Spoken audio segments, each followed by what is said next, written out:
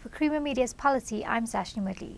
Researcher and analyst Professor Raymond Suttner joins me for Suttner's View, a weekly commentary of South Africa's political scene. Welcome, Professor. Thank you. The student protests, while relating to fees and similar issues, have again highlighted the use of violence in SA. What is your view? You see, this country has got a history of violence, and people have not learnt, or there's not a well-established culture whereby differences are sorted out rationally through discussion, persuasion. People are very quick to use their fists.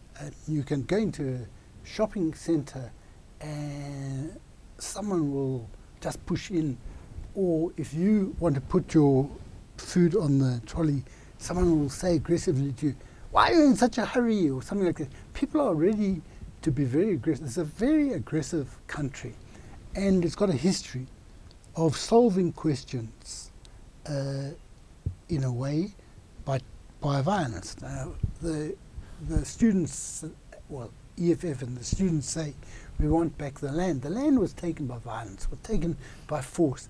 So the history, South Africa was created as a country through violence.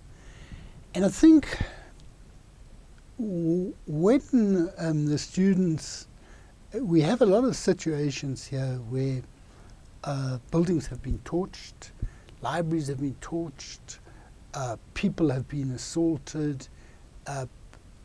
You also have the threat of force. When someone says, "Please, can you leave the lecture room?" the assumption is if you don't leave, something may well happen to you. And I think this is a problem with the student movement which is not solved by private security and SAPS.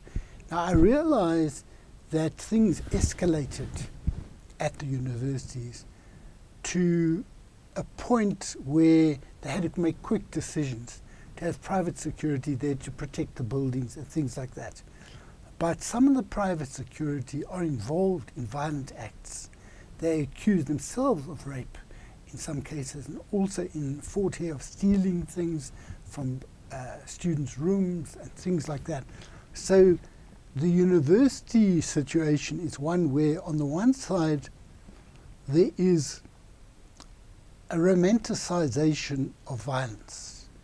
Now, the history of armed struggle in South Africa is a very good example of not romanticizing violence, where people like Sisulu, Mandela, Raymond, and others believed in armed struggle already in 1952. They spoke to the Chinese about, would you give us arms? But it was only 9 years later that they took up arms when they were satisfied that the majority of the people of the country would support them. Now, you don't have a process here whereby people, when they fight with security, or when they break the door of the Great Hall at Wits, there's not a process leading up to that where they've exhausted all other ways of dealing with things. They don't have a situation where when some students come there and say they want Wits open, hold placards about it, they don't sit down and discuss, okay, what is the best way of dealing with this? We can beat them up, we can tear up their posters, or we can say, from people, the following people amongst us can go and engage with them.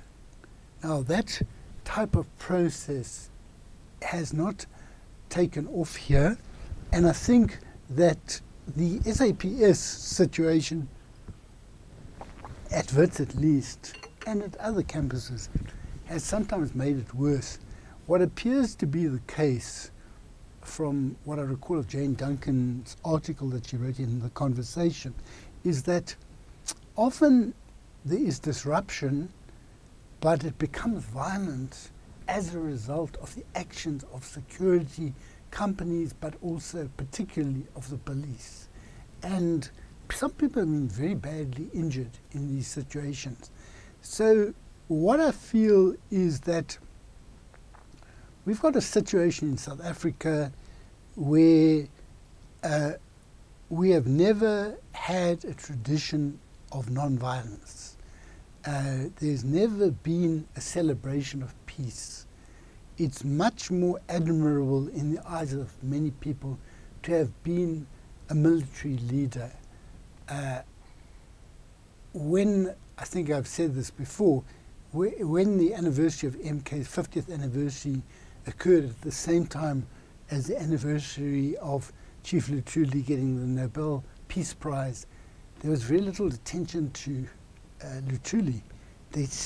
People celebrate armed struggle. They sing about people taking up arms. And I understand, in the history of the country, it was heroic for people who were not allowed to have arms to take up arms. But I think we've got to understand we are now in a situation of peace. We sought peace because we were in a situation where those who were dying were primarily ordinary members of community, sometimes on trains, sometimes massacred in their homes. Some people relate the use of violence to patriarchy. Is this a reasonable connection to make? Well, I think it is important to understand that violence in South Africa and violence all over the world is primarily masculine violence. And it relates to the notion that certain characteristics are attached to women being passive, gentle, things like this, qualities that are not admired. Whereas toughness, willingness to risk, and to be strong are attached to men. So that in South Africa there is this situation where violence of men is very prevalent in a number of different spheres, and it also relates to rape, where a lot of people don't see anything wrong with rape. They don't see anything wrong with raping LGBTI people. And I think it's something on which government has not done enough to create the climate where people understand that even if a custom, Ugutwala, for example, allows the abduction of a woman and making her someone's wife, that actually amounts to a forced marriage and a rape. And you haven't had sufficient absorption of the ideas in the Constitution, ideas of gender equality and what it means about patriarchy, about cultures, customs, models of masculinity that we admire. Who is admirable in our society? What are the qualities that are considered worthy of admiration and emulation?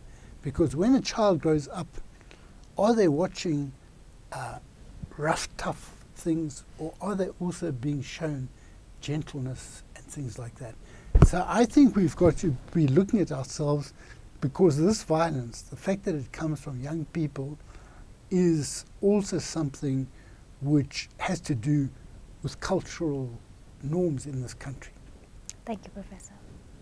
That was Professor Raymond Suttner speaking to Creamer Media's Polity about ending violence.